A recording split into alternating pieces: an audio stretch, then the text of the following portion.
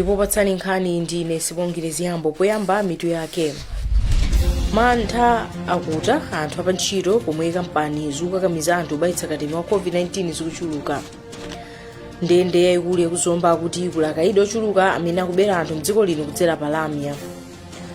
Akatswiri pa nkhani za ulimi ati alangiza mayiko mu Africa kuti ayenera kuyika chuma chochuluka pafufuko komanso njira za ulimi zamakono.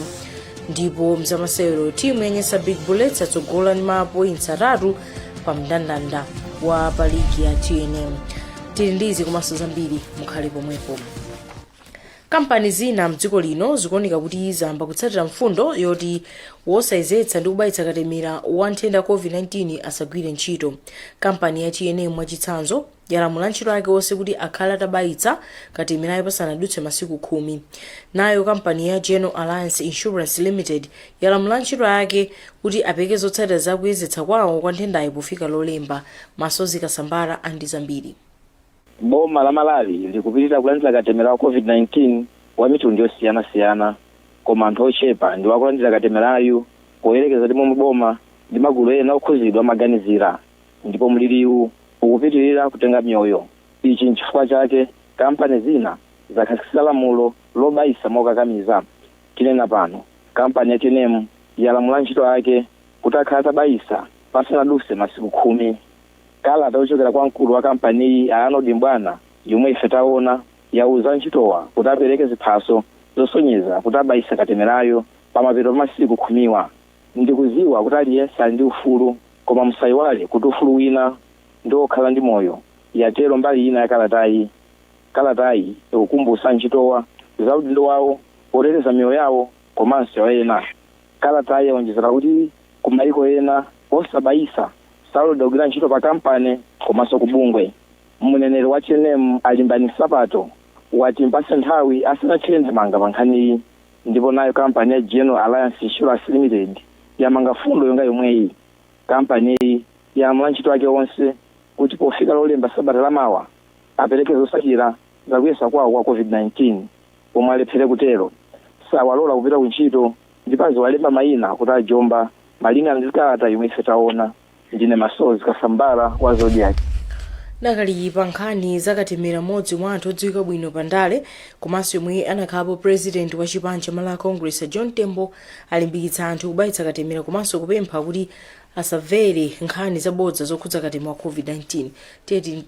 Timve momwe analankhulira. Yayi ngati mmodzi wa anthu a mdziko muno okudetsa ndikoza kwalimbikitsa mtima kuti akatemere. Chifukwa ineyo ndapangitsa katemera ameneyo muwiri sindikayika kuti ndiwothandiza ndende kufuna kuti ndakudetsawo kuti chonde ngati mulibe chifukwa china chiyonse koma ndinu anthu nditu munthu ukatemera kukayitsa katemera kobwino apite akachita katemera ameneyo. Mwina ena amakhala ndi chikayiko kuti akatemera ukabayitsa umamva zinthu zina zosiyana-siyana, monga iniyo ngati mmodzi mwa anthu amene abayitsa muthawatsimikizira zodana Malawi. Ndizimene ndinenazo kuti ineyo ndayikita katemera ameneyo Yesu mwiri, ndipo ndi chikhulupiriro chonse kuti aliwonse athandizika akachita katemera ameneyo. Kampani za mafoni am'manja ya Airtel ndi TNM zavomesa kuti zikumana ndi mavuto kuti zithane ndi mchitidwe obera anthu kudzera njira zotumizira ndi kulandira ndalama. Pomwe mkulu wa Airtel Money Polycarp Ndekana komanso akuluakulu kampani ya TNM auza komiti ya nyumba ya malamulo yona zofatsa nkhani lachinayi kuti chomvetsa chisoni nchokuti ambiri mwa anthu omwe akuchita mchitidwewu ali ku ndende yayikulu kuzomba. Western Guta walemba ripoti. Kampani zalamya zam'manja za Airtel ndi TNM lero zinaonekera ku komiti yoona zofalitsa nkhani mnyumba ya malamulo komwe zinakafotokoza mapulani yawo pamomwe zikuchitira kuti zithane ndi mchitidwe wa anthu ena omwe amabera anthu kudzera mnjira zotumizira ndi kulandira ndalama. Yemwe anasogolera nthumwi za kampani ya Airtel Koloko Nkhani wauza komiti kuti kampani ikuyesesa kuchita zotheka kuti ithane ndi vutoli pongotchulapo 13 miliyoni kwacha zomwe kampani yapulumutsa, yomwe anthu ena anabera anthu, komanso anthu atatu omwe apolisi anawagwira komanso kuwatengera ku khoti kuyambira mwezi wa Januwale chaka chino. Iwo anena kuti kampani mwachitsanzo yatseka makadi 7,600 alamya omwe anthu ena anawalembetsa ndi cholinga chofuna kumabera anthu. Apa Nkhani apempha komiti kuti ikambirane ndi nthambi zachitetezo kuti agwire nawo ntchito limodzi, poonera kuti mwachitsanzo 90% ya umbava umene umachitika mnjirayi ukuchitika ku ndende ya Zomba. Nawo akuluakulu a kampani ya TNM auza komiti kuti mbavazi zikupeza njira zatsopano tsiku ndi tsiku zomwe zikugwiritsa ntchito kubera anthu, ndipo izi zikuchititsa kuti kukhale kovuta kuzigwira, ndipo motero apempha anthu kuti azikhala ochenjera kwambiri akalandira uthenga kapena lamya zotere. Yemwe anali wapampando wa komiti a Joyce Chitsulo watsimikizira akuluakulu a kampani ziwirizi kuti akambirana ndi nthambi zoona zachitetezo, maka apolisi komanso oona za ndende kuti alowererepo ndi kuthesa mchitidwewu maka mndende za mdziko muno momwe mchitidwewu wakula kwambiri. Malo mwa Zodiak, ndine Western Kuta. Dali pa nkhani zakatemera mmodzi mwa anthu odziwika bwino. President Lazarus Chakwera wati dziko lino lufunika ndalama pafupifupi 300 billion kwacha kuti lithane ndi mavuto osiyanasiyana okudza kusintha kwa nyengo omwe lakhala likumana nawo mzaka zapitazi. Iyo ankhula izi lachinayi potsekulira msonkhano waukulu wa njira zoyenera kutsata polimbana ndi mavuto odzakamba kusintha kwa nyengo. Mliri wa COVID-19 akuti waonjezera mavuto omwe anthu mdziko lino akhala kukumana nawo kale, maka omwe amadza kamba kusintha kwa nyengo. President Lazarus Chakwera wati ndalama zochuluka zikufunika pobwezeretsa mchimake zinthu zomwe zaonongeka komanso kuthana ndi mavuto osiyanasiyana odzakamba kusintha kwa nyengoku. Our path to recover from these two threads, njira yobwezeretsa zinthu mchimake ikhala yayitali komanso yofuna ndalama zochuluka, komatu zotsatira zake zidzakhala zabwino.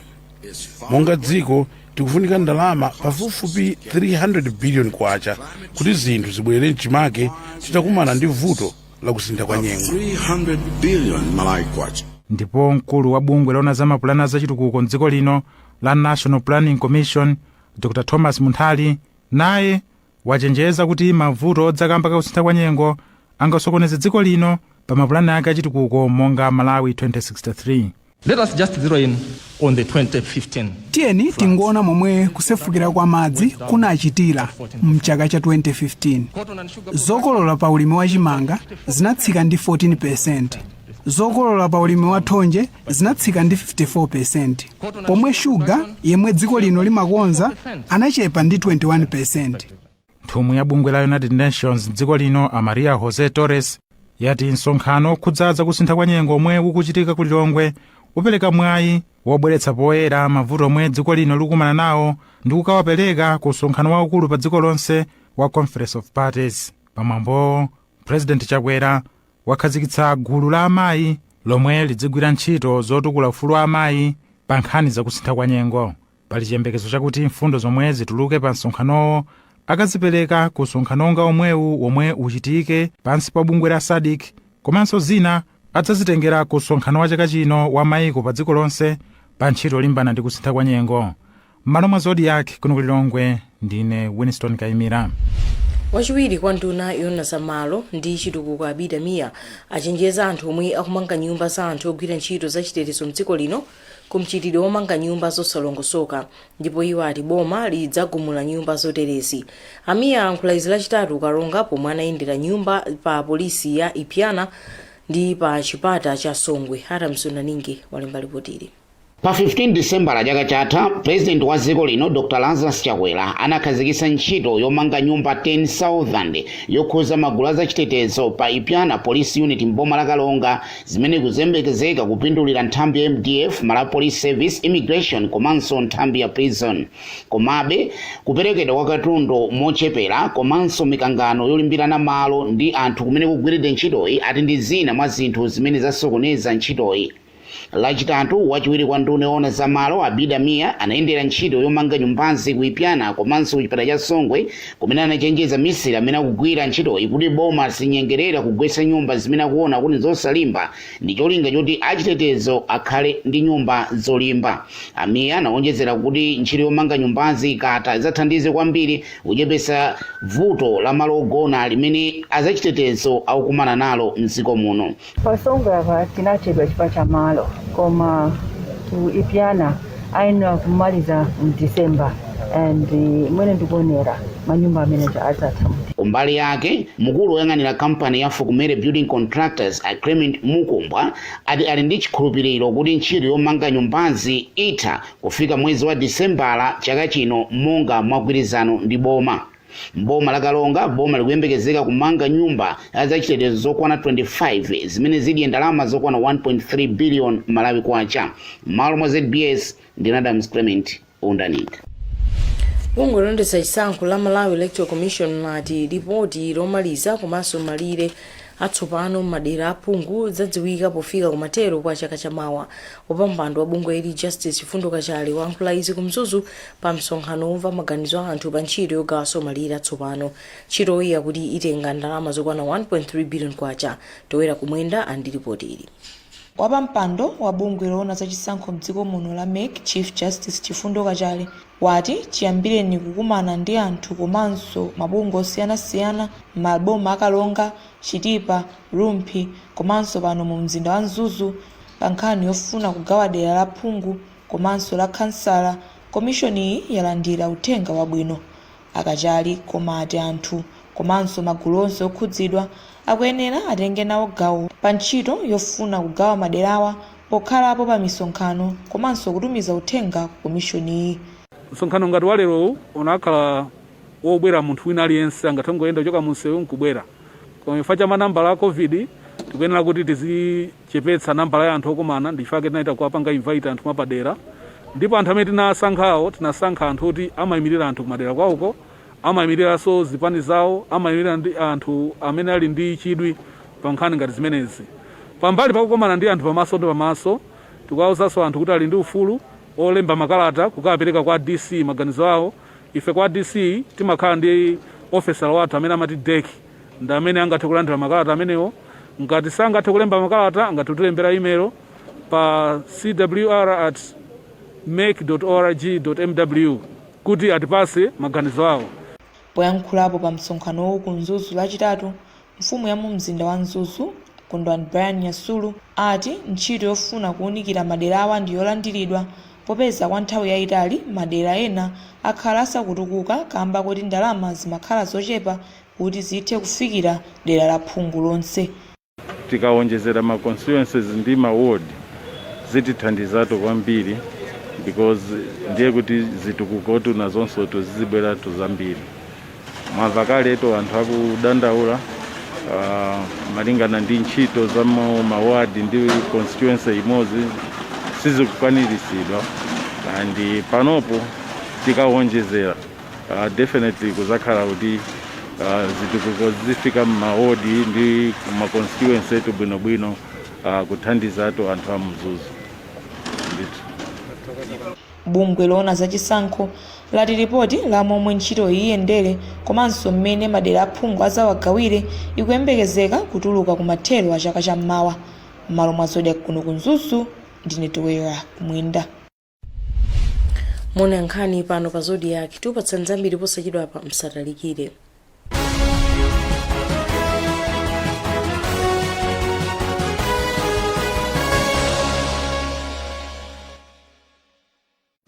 At Access, we believe that data is life because we know that you want to know what's happening out there. And you also need to share what's happening with your life. You would like to say hi to your friends, like what they do, and also sneak up on your experience. Access Data, the only truly affordable fast data in Malawi. Visit your nearest Access shop and enjoy the best data deals and access your world. Access your world.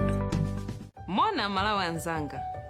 Nkhondo yogonjetsa COVID-19 ndiye wina aliyense. Tili limodzi.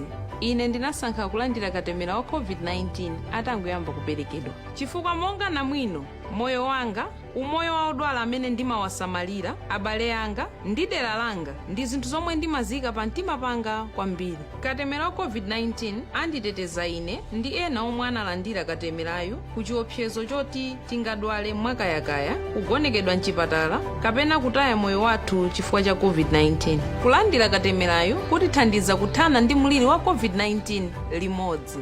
Ziwani zambiri za katemerayo ndi kupanga chisankho cha nzeru. Sankhani katemera, tetezani tsogolo.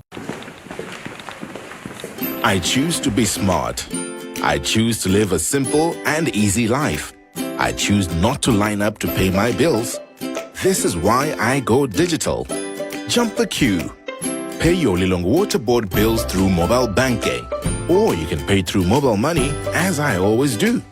You can also check your water bill and balance by simply dialing *253#. With digital payments, you can save time and money.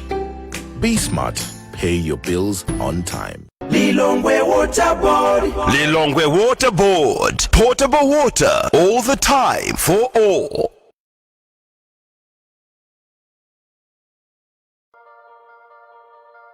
Malawi Assemblies of God University, a reputable university registered and accredited by Malawi government through the National Council for Higher Education, is pleased to announce its August 2021 intake. Programs offered: Faculty of Commerce, Faculty of Education, and Faculty of Theology. For more information, contact 0884 538 163.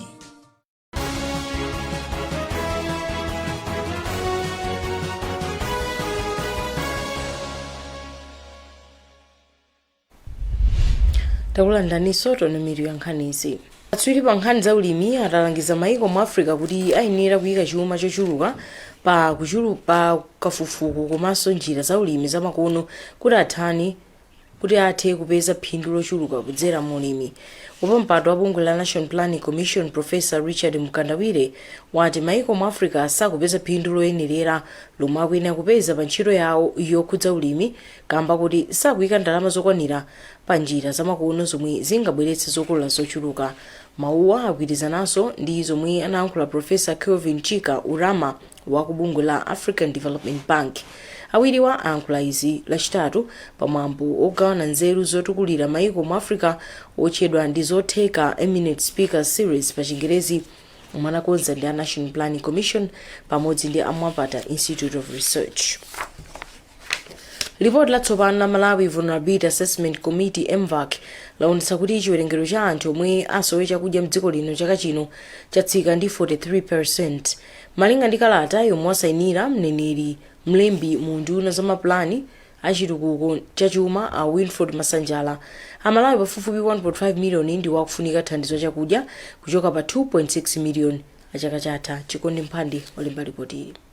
Kafukufuku uyu anachitika m'maboma onse okwana 28 a dziko lino komanso m'mizinda yonse ya Lilongwe, Blantyre, Mzuzu ndi Zomba.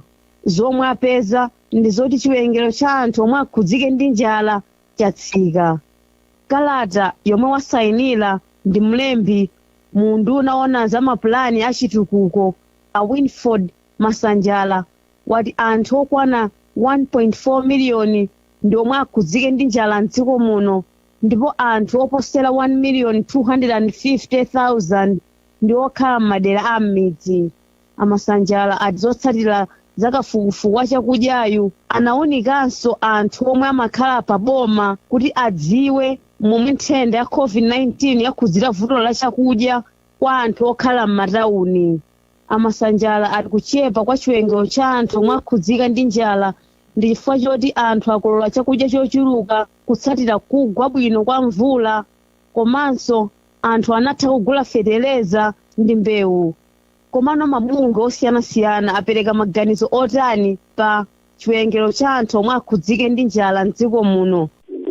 Nkhani yabwino kwambiri pozindikira kuti anthu amene akufuna chakudya akucheperapo. Tikhoza kuona kuti ndi tsogolo limene tonse Amalawi tikufuna kuti Amalawi tizikhala ndi chakudya chathu. Ndizomvetsa chisoni kuti nthawi zambiri Amalawi timakasaka chakudya pamene dziko lathu limadalira pa ulimi. Timayenera kuti ifeyo tikhale otulutsa zakudya zambiri osakhala kuti zakudya zikhala zochepa. Pakali pano komiti yoona za thandizo lomwe likufunika ikumana kuti ikambirane zoyenera kuchita pofuna kuthandiza anthu amwe akhudzikawa.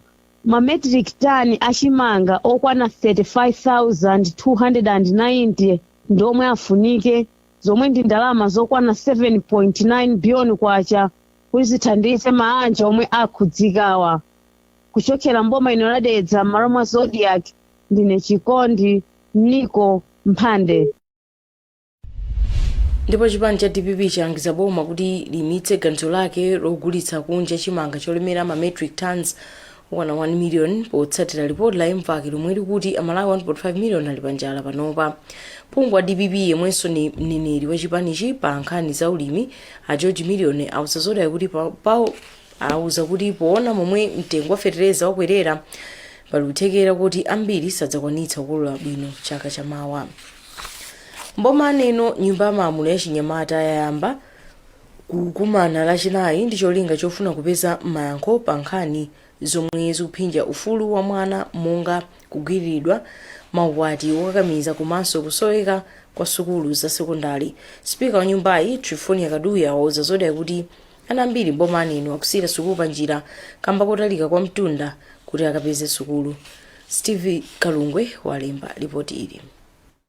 Polankhula nyumbayi, Sipika Trifonia Kaduya wapempha adindo kuti achite machawi ndi kuganizira mfundo zomwe anawa amapereka chaka nchaka, ponena kuti adindowa akazunguza mokwanira mfundozi zithandiza kuti maufulu awo asamaphwanyidwe.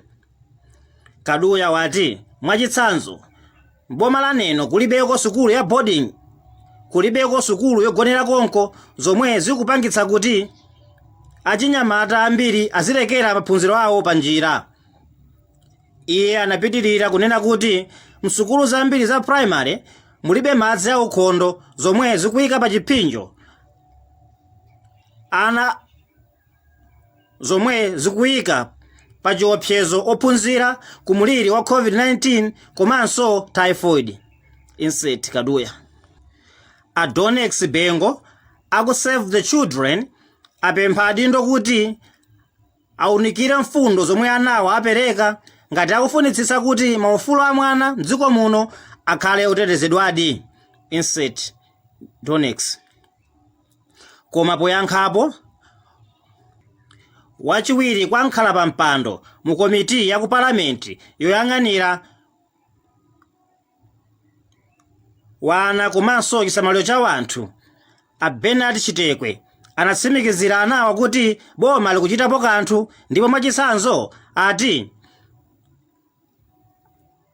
boma tsono likumanga sukulu zogonera likumanga sukulu zokwanira 250. Mzamasewero timu ya Nyasa Big Bullets lachinayi yagonjetsa Red Lions 1 kwa du ku Blantyre kuti itsogole kwa Silver Strikers mu ligi ya TNM. Penalty yomwe anamwetsa Hassan Kajoke inali chigoli choyamba cha Bullets m'masewero atatu. Apaso ndiye pa mtsiriziro pa nkhani zathu matisanasiyane tionenso mitu yake. Mantha akuti anthu apantchito pomwe kampani zokakamiza anthu kubayitsa katemera wa COVID-19 zikuchuluka. Ndende yayikulu ya zomba kuti lakaidi ochuluka omwe akubera anthu mdziko lino kudzera palamya. akatswiri pa nkhani za ulimi ati alangiza maiko a Africa kuti ayenera kuyika chuma chochuluka ufunika komanso njira za ulimi za makono. Ndipo mzamasero timenyesa Big Bullets atsogola ndi mapoints 3 pa mndandanda wa pa ligi ya TNM. Ulenga zambiri pa website yathu ya zodiacmalawi.com. Akumanonse.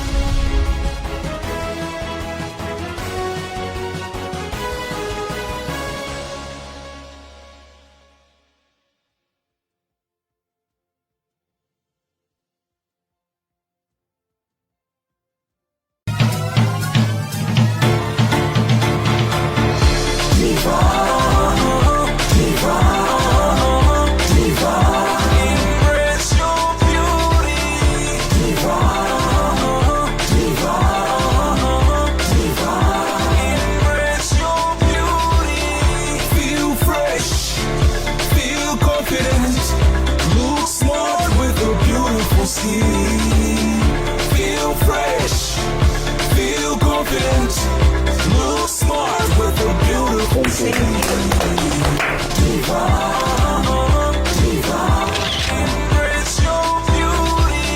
Feel fresh, feel confident, look smart with a beautiful Be a diva.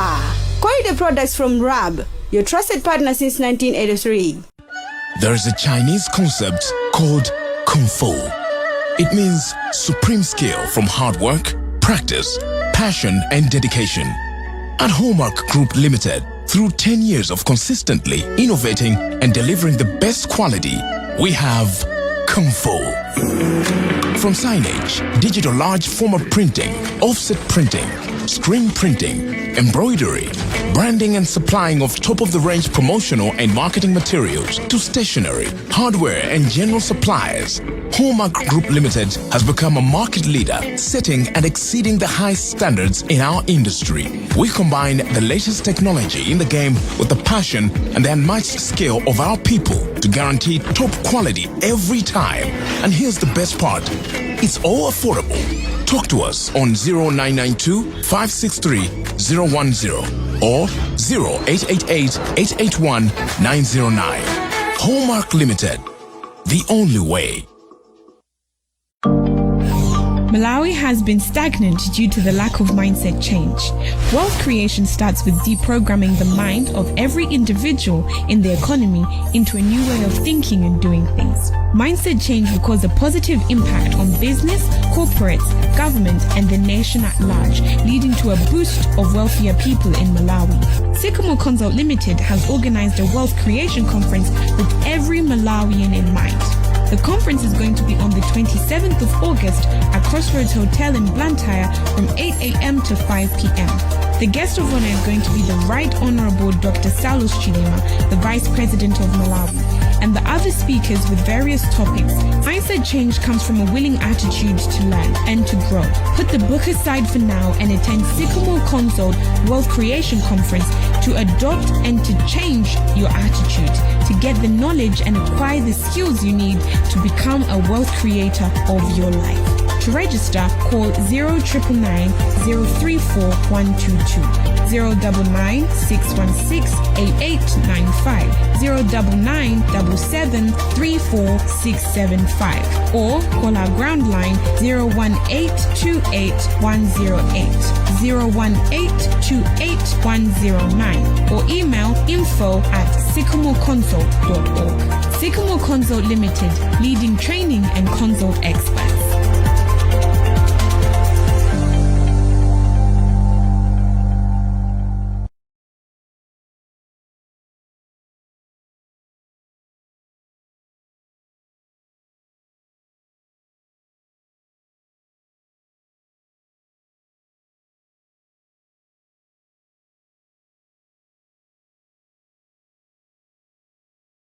Good news to those staying in Zomba. The most affordable reliable network access is now available in town. Get your access business number today and enjoy the affordable rates. For more information, call 0212 200 200. Access your world.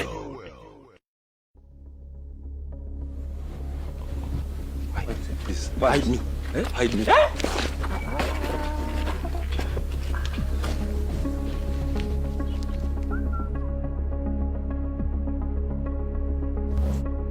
Ian, why are you hiding? I took some money on Caterpillar from that guy. Really? Yes. Why did you have to take some Caterpillar from that guy, Ian? I just needed a ticket to a music concert. Come on, Ian. You need to have some valid reasons on why you want to borrow some money. And why are you taking some money from Caterpillar when there are some registered institutions in this country? You can go to banks. You can join some circles. There are microfinance institutions out there where you can go and borrow some money. And the good thing with these institutions is that when you go to borrow some money, they advise you on how much money you can borrow, comparing with your income. And there are also some terms and conditions you need to understand before borrowing some money. Okay. The issues of interest rates, the issues of a repayment plan, how are you going to be servicing the loan, the issues of collateral. All these things, they are clearly laid out when you go to these registered institutions than taking money from that Caterpillar guy. Eh? This is an embarrassment. Ian, he is coming. Borrow wisely.